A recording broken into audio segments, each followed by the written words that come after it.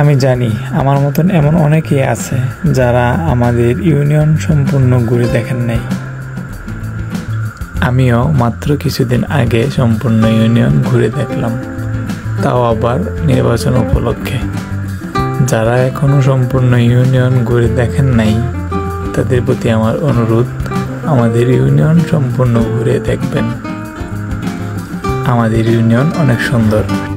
শীতলক্ষা ও ব্রহ্মপুত্র এই দুই নদ নদী দুই পাশ থেকে যত্নে ঘিরে রেখেছে সন্মানী ইউনিয়নকে।